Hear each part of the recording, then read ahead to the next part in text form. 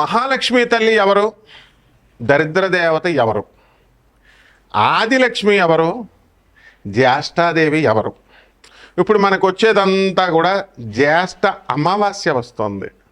మరి ఆ రోజు ఏ దేవతను పూజ చేయాలండి గురువుగారు అంటే, దీపమూర్తులు ఇటు పెట్టు, దేవుడే పెట్టు, దీపమూర్తులు మాయ పెట్టు, ఎర్ర దీపమూర్తులు పెట్టు, నల్ల దీపమూర్తులు పెట్టు అనేటటువంటి బ్యాచి వాళ్ళకి తెలియనటువంటి కపట బ్రాహ్మణ, కపట జ్యోతిష్కుల, కపట మంత్రగాళ్ళకి తెలియనటువంటి విష్ణు పురాణంలో ఉన్నటువంటి ఒక కథ చెప్తాను, జాగ్రత్తగా వినండి. జ్యేష్ఠుడు అంటే ఎవరండి? పెద్ద అని అర్థం. ఈ జ్యేష్ఠ మాసము అంటే ఆ యొక్క జ్యేష్ఠాదేవి ఉద్భవించింది. క్షీరసాగర మథనం చేస్తున్నారు దేవతలు, రాక్షసులు. మేరు పర్వతాన్ని పెట్టారు.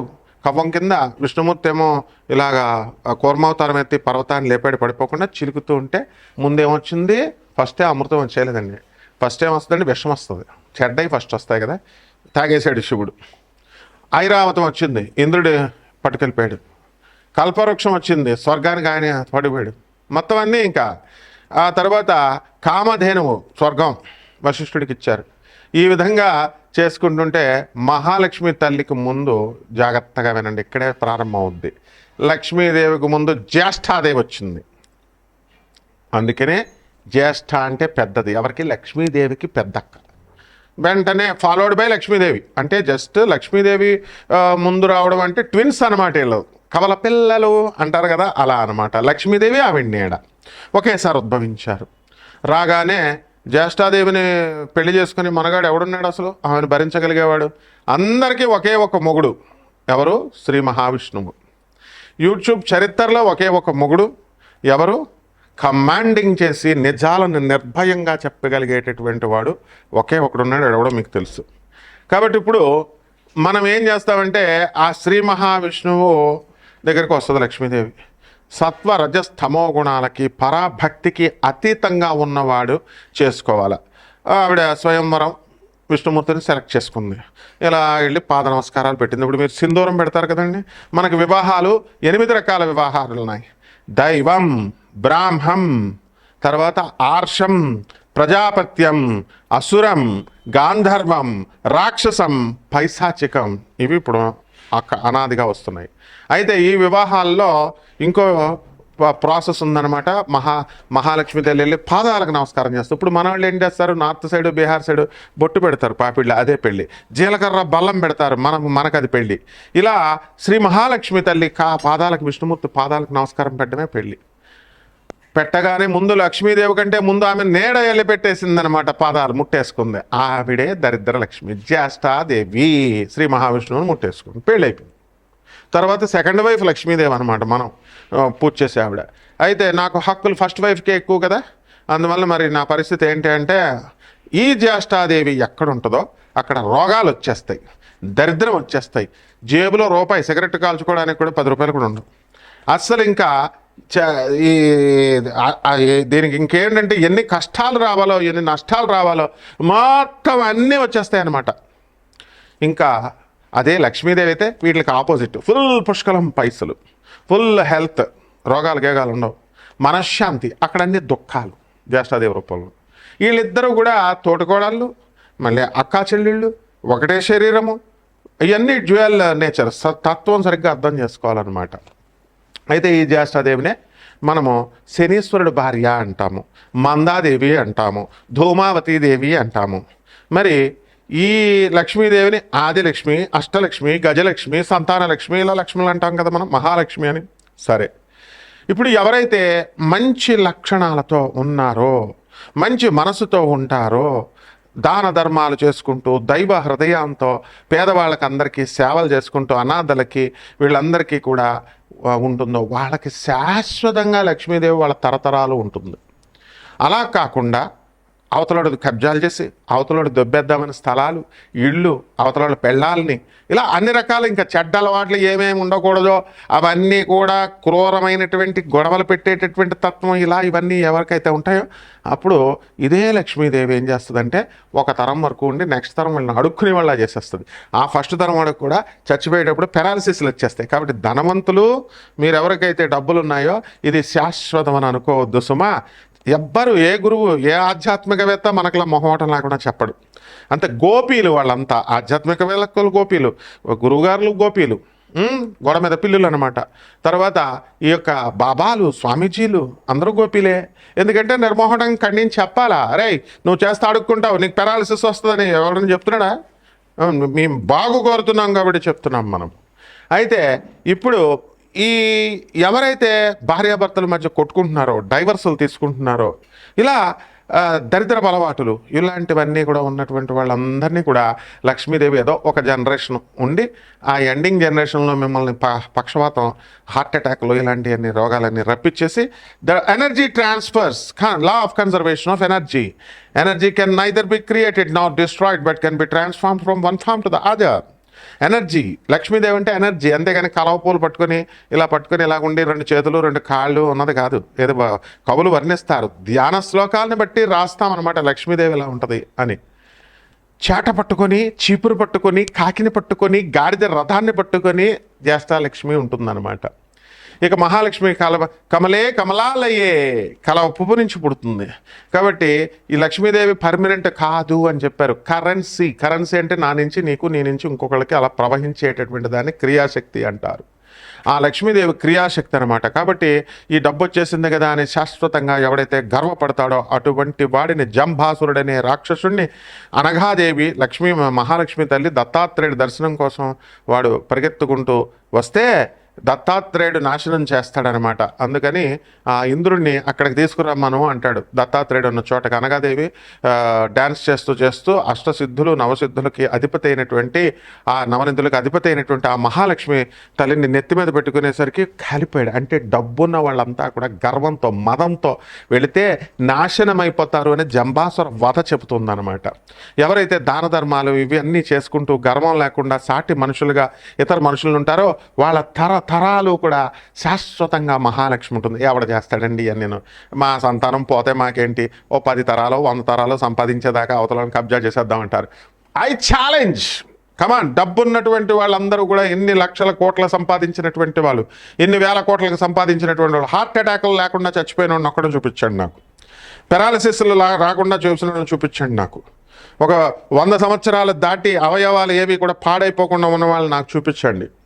నెక్స్ట్ తరంలో ఎక్కడుందో చూపించండి. సీఎం కొడుకులు ఎక్కడున్నారు? సీఎంల కింద. పిఎం కొడుకులు ఎందుకు పిఎంలు కాలేకపోతున్నారు? కాబట్టి పాపాలు వస్తాయి. ఆఫ్టర్ ఆల్ వాళ్ళకే లేదు దిఖానా, మీకెంత మామూలు మనుషులకి. కాబట్టి ఈ విధంగా ఈ జ్యేష్ఠాదేవే ఏం చేస్తుందంటే ఎనర్జీ, జ్యేష్ఠ మహాలక్ష్మి అనేది ఒక ఎనర్జీ. ఆ మహాలక్ష్మి దరిద్ర దేవతగా మారిపోద్ది అనమాట, ట్రాన్స్ఫర్మ్ అవుద్ది. ఓకే, ఇక్కడ ఫస్ట్ పాయింట్. అలాగే జ్యేష్ఠాదేవి మళ్ళీ మహాలక్ష్మిగా ట్రాన్స్ఫర్మ్ అవుద్ది. ఎనర్జీ ఒక రూపం నుంచి ఇంకో రూపంలో మార్చొచ్చు. Potential energy kinetic energy mechanical ఎనర్జీగా ఎలా అయితే మారుతుందో. లేకపోతే శ్రీ మహావిష్ణువు ఏం చేస్తాడు, కాపురం పెట్టుకుందాం ఉంటుంది లక్ష్మి, ఎవరు మన జ్యేష్ఠాదేవి. అప్పుడు ఆయన ఏమంటాడు, హడిలిపోతాడు దెబ్బతో. అడిలిపోయి నేను ఎక్కడుండాలి అంటుంది, పాతాళలోకం వెళ్ళి తపస్సు చేసుకోను. ఎందువలన ఎవరెవరైతే భార్యాభర్తలు ఇద్దరు కొట్టుకుంటున్నారో అక్కడికి వెళ్ళు. ఎవరెవరైతే దర్జాగా కాళ్ళు ఊపుతూ ఉంటారు బెడ్ మీద, పెద్ద ఈడేదో మోనార్క్ లాగా. అలాగే యూనివర్సిటీల్లో మా స్టూడెంట్స్ చాలామంది జేబుల్లో, యూనివర్సిటీకి ఏదో పని మీద వచ్చినటువంటి కార్ డ్రైవర్లు వీళ్ళు ఉంటారనమాట కొంతమంది, వాళ్ళు జేబుల్లో చేతులు పెడతారనమాట. ఇలాగా ఐఏఎస్ ఆఫీసర్ పెట్టడు. చీఫ్ మినిస్టర్ రేవంత్ రెడ్డి గారు ఎప్పుడైనా పెట్టడం చూసారా? చంద్రబాబు నాయుడు జేబులో చేతులు పెట్టరు. వీళ్ళు మాత్రం జేబుల్లో చేతలాడతారు. ఐఏఎస్ జస్ట్ ఇప్పుడే పాస్ అయ్యాడు వీడు అనగానే పటక్మని తీసేస్తారు. అలా చెప్పేవాళ్ళు కావాలి. నువ్వు చేసే తప్పుని, హుందాతనం అనేది నువ్వు పేదలకు చూపించేని నీ యొక్క మంచి మనసును బట్టి ఉంటుంది. నువ్వు వేసుకునే డ్రెస్సులను బట్టి, లేకపోతే జేబుల్లో చేతులు పెట్టేస్తే నువ్వు ఐఏఎస్ ఆఫీసర్ అయిపోవు. కాబట్టి వగర్లతో ఉన్నటువంటి వాళ్ళందరినీ కూడా లక్ష్మీదేవి వదిలిపడేస్తుంది అనమాట. ఇప్పుడు కమింగ్ టు ద పాయింట్, ఈ మహాలక్ష్మి తల్లి మరి ఎక్కడ అంటే ఎవరైతే ఇళ్లల్లో దీపాలు పెట్టరు, ఎందుకు పెట్టాలండి, మేము లైట్లు వేసుకోరు, చీకటి గదుల్లో ఉంటారు, వెంటిలేషన్ లేనటువంటి అపార్ట్మెంట్స్లో లక్ష్మీదేవి ఉండదు. అదంతా తాత్కాలికం, టెంపరీ. ఇప్పుడు ఫ్రీగా వెంటిలేషన్ ఉండాలా. తర్వాత నెక్స్ట్, భార్యాభర్తలు ఇద్దరు కూడా కొట్టుకోకూడదు. వార్ధక్యంలో ఉన్నటువంటి ముసలి వాళ్ళని, అత్తగారిని, తల్లిదండ్రులని చూసుకోవాలా. మరి వీళ్ళందరినీ చూసుకోకపోతే లక్ష్మీదేవి ఉండదు, జ్యేష్ఠలక్ష్మి కింద మారిపోతుంది. సో ఈ శనీశ్వరుడే శ్రీ మహావిష్ణువుగా ట్రాన్స్ఫర్మ్ అవుతాడు. అలా చాలా ఉన్నాయి రహస్యాలు. ఈ రహస్యాలన్నీ మనం నెమ్మదంగా నన్ను ఫాలో అవుతూ ఉండండి. ముల్లపూడి సత్యనారాయణమూర్తి ఫాలో అవుతూ ఉంటే మన ఛానల్ని తప్పకుండా నెక్స్ట్ కంటిన్యూషన్ ఎలా మారుతుంది. చాలా స్టోరీలు ఉంటాయి, 100 కథలు చెప్పుకోవచ్చు అనమాట మనం. లక్ష్మీదేవి దరిద్ర దేవత ఎలాగ అక్కా చెల్లెళ్ళు సవత్తల్ల మనుషుల్లాగా ఒకళ్ళొకళ్ళు తోడుకోవడల్లా అవన్నీ చెప్పుకుందాం. ఈ ద్వాదశ రాశులకి ఈ యొక్క లక్ష్మీదేవి యొక్క ఇది ఈ సంవత్సరం అంతా కూడా దరిద్ర దేవత ఎలాగా రూపాంతరాలు చెందుతుందో మనం ఈ ద్వాదశ రాశి ఫలితాలు ఈ సంవత్సరం వరకు మనం చెప్పుకుందాం. చూడండి, ఒక్కొక్కటి విడిగా చెప్తాను. కర్కాటక రాశి. ఈ కర్కాటక రాశి వాళ్ళ దగ్గర దరిద్ర దేవత ఉంటుందా, లక్ష్మీదేవి ఉంటుందా, చేసుకోవాల్సింది మీ చేతుల్లో ఉంటుందన్నమాట. మనకు అసలే అష్టమ రాహువు ఉన్నాడు. సూరిటీలు సంతకాలు ఫ్రెండ్స్ అడిగితే టకా టకా పెట్టేస్తారు మొహమాటానికి. తర్వాత పెళ్ళిళ్ళు, లవ్ మ్యారేజ్ల్లో కోఆపరేషన్, అది కొద్దిగా అంత ప్రమాదకరం కాదులే. మన సుప్రీంకోర్టు జడ్జి గారు సైటేషన్ ఉంది, మ్యారేజ్లు చేసేసుకోవచ్చు, హెల్ప్లు చేయొచ్చు. బ్యాంక్ వాళ్ళు మాత్రం లేదు, రిజర్వ్ బ్యాంక్ తోలు తీసేస్తుంది. మీ ఫ్రెండ్కి మీరు షూరిటీ పెడితే, మీరు ఎగ్గొడితే మాత్రం వాడి ఇంటికి నోటీస్ వచ్చేది. మొత్తం కర్కాటక రాశి వాళ్ళందరికీ డేంజర్లో ఉన్నారు. ఇకపోతే మోసాలు చేసేసి పెళ్ళిళ్ళు చేసుకున్న వాళ్ళు ఉన్నారు కొంతమంది, అబద్ధాలు చెప్పేసి. అటువంటి వాళ్ళకి డేంజర్, కోర్టు కేసుల్లో జరుగుతున్నాయి. అటు ఆడవాళ్ళైనా ఇటు మగాళ్ళైనా. పోనీ మీరు డైరెక్ట్ చెప్పకపోయినా మీ తల్లిదండ్రులు, అసలు వివాహం అంటేనే అది 1000 అబద్ధాలు ఆడి పెళ్లి చేయమన్నారు. ఇదంతా కుక్కలు ఇంకులు బేరం అనమాట. కాబట్టి ఇలాగప్పుడు ఈ యొక్క కర్కాటక రాశి వారు ఎవరైతే మొగుడు పెళ్ళాలంతా కూడా మరి ఇంకా కొట్టుకు చేస్తున్నారో కలిసిపోకుండా, మరి వీళ్ళ పరిస్థితి దేవుడు కూడా రక్షించలేడు. అలాగే కాస్త కెరీర్ ఓరియంటేషన్లో చాలా బాగుంటుంది, ఉద్యోగాల్లో స్థిరత్వం ఉంటుంది, వ్యాపారాలు మంచి డబ్బులు బాగా సంపాదించేస్తారు, మంచి మంచి కూరలు వండుకొని తింటారన్నమాట. భోజనం, మృష్టాన్న భోజనాలు, నూతన వస్త్రాలంకారాలు, గోల్డ్ 1,00,000 పెట్టినా 1,50,000 పెట్టినా బస్తీ మీద సవాలని కర్కాటక రాశి వెళ్ళి షాపుల మీద బంగారాలు తులాల మీద తులాలు కొంటారనమాట. కాబట్టి ఆడు ఎందుకు పెట్టాడండి? అసలు దేశాన్ని భ్రష్టత్వం చేసేస్తున్న వాళ్ళే బంగారం కొనేవాళ్ళు. కాబట్టి ఈ రకంగా మనకి ఈ యొక్క కర్కాటక రాశి వాళ్ళంతా స్టూడెంట్స్ కూడా బాగా చదువుకోవడం. అయితే గురుడు బలం తగ్గిపోయాడు కాబట్టి మనకేమవుతుందంటే దరిద్ర దేవత కొంచెం పట్టుకోవడానికి అవకాశాలు ఉంటాయి. జర్జాగా స్కూల్లో పాఠాలు చదవాలంటారా అంటే కాళ్ళు ఒప్పుకుంటూ ఉండడం, తర్వాత బెడ్ మీద పడుకున్నప్పుడు కాలు మీద కాలు వేసుకొని కాలు ఊపడం, ఇంటర్వ్యూలు. అసలు మొత్తం ఈ దరిద్ర దేవత పంతులను పట్టుకుంటుంది ఫస్ట్. ముఖ్యంగా ఇంటర్వ్యూలు, యూట్యూబ్ ఇంటర్వ్యూల్లో ఇస్తున్నటువంటి వాళ్ళు యాంకర్లు అడుగుతుంటే లేదా మహాపండితుల్లా కాలు మీద కాలు వేసుకొని ఊపుతూ, ఇంకా మేము చెప్పేదే వేదం, ఇక్కడ చదువు ఉండదా, సంధ్య ఉండదా, ఓ పద్ధతి ఉండదా, ఎవరు మీ బ్యాక్గ్రౌండ్ గురువులు ఎవరు? గురువులు ఉంటారు, ఎంత వినయ విధేయతలతో చెప్పాలా? పెట్టేటప్పుడు మాస్టర్కి ఒక్కడికేనయ్యా హక్కు ఉంది ఉపన్యాసాలు చెప్పాలన్నా, జాతకాలు చెప్పాలన్నా. టీచింగ్ లైన్లో ఎవడున్నాడు రా నాయన? కాబట్టి వాడు ఊరుకోడుగా మిమ్మల్ని. మీరు చెప్పేటనే తానా తందానే అన్నారు. మీ అమ్మకు అన్నం పెట్టావా, ఫస్ట్ క్లాస్ రూమ్కి వచ్చి పాఠాలు చెప్పండి, ముందు మీ అమ్మకు అన్నం పెట్టావా అని అడుగుతాడు మాస్టర్. మాతృదేవో భవ, పితృదేవో భవ, ఆచార్య దేవో భవ. కానీ తల్లికి తిండి పెట్టడం, తండ్రికి తిండి పెట్టడం, మాస్టర్లకు ఒక యాపిల్ పండు కూడా ఇవ్వలేదు. ఓ ఫూలిష్ ఫెలో ఉన్నాడు, ఎరా బాబు మీ మాస్టర్లకు ఎప్పుడన్నా ఇచ్చేవారా డబ్బులు అంటే, ఒక యాపిల్ పండు ఇచ్చానండి 1979లో అన్నాడు. ఇంకా అప్పటి నుంచి ఇప్పటి వరకు ఇచ్చింది లేదు. వాడు ఆ మాస్టర్ గుడుకుమని వెళ్ళిపోయాడు. ఈడిచ్చేటటువంటి యాపిల్ పండ్లకు భయపడి ఆ రోజే యాపిల్ పండు ఇవ్వగానే హార్ట్ అటాక్ వచ్చిపోయాడు అనమాట మాస్టర్. కాబట్టి ఈ కర్కాటక రాశి వాళ్ళు అలా చేయకండి ఆయన. దరిద్ర దేవత కాసుకొని కూర్చుంది మీకోసం పట్టేసుకోవడానికి. దయార్థ హృదయంతో తయారైపోండి, కరుణార్థ హృదయాలు అయిపోండి. విన్నారా నాయన? పేదవాళ్ళకి సేవలు చేసుకోండి, చక్కగా వికలాంగులకు సేవ చేసుకోండి, తర్వాత సాధువులకి సేవ చేసుకోండి. ఇల్లులు కొంటారు, స్థలాలు కొంటారు. లక్ష్మీదేవి చక్కగా మందస్మిత వదనంతో వస్తుంది. మీ ఆవిడ ఇప్పుడు ఫైటింగ్లు చేసుకునేటప్పుడు ఎలా ఉంటారు చెప్పండి?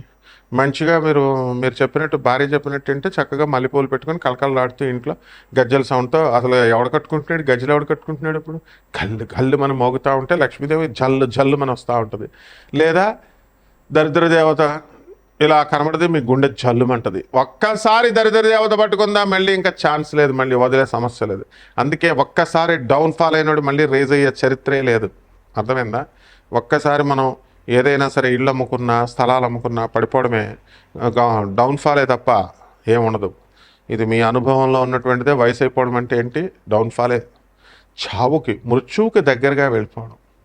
అందువలన చక్కగా 10 రోజులే మీకు మంచి రోజులు. కాబట్టి జాగ్రత్తగా చూసుకోండి. రైతులు చేసిన అప్పులు తీరుస్తారు. ఉద్యోగాల్లో జారండి నాయన, ఎంత తక్కువ జీతమైనా సరే జారండి. అంతేగాని అవినీతి పనులు చేయకండి, లంచాలు తీసుకోకండి, పేద ప్రజలకు సేవలు చేయండి, అహంకారాలు వద్దు.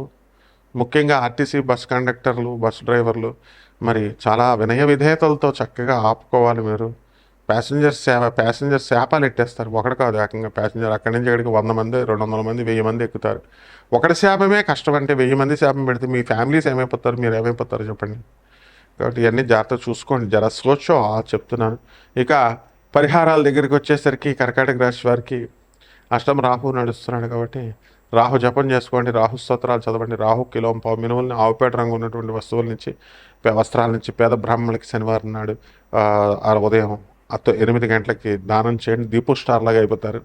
అలాగే ఈ యొక్క రావి చెట్టుకి నీళ్లు పోసి రావి చెట్టు చుట్టూ ప్రదక్షిణాలు ఓం రాహవే నమః, ఓం రాహవే నమః అంటూ చేయండి. బ్రహ్మాండంగా సూపర్ స్టార్ అవుతారు మీరు. శుభమస్తు.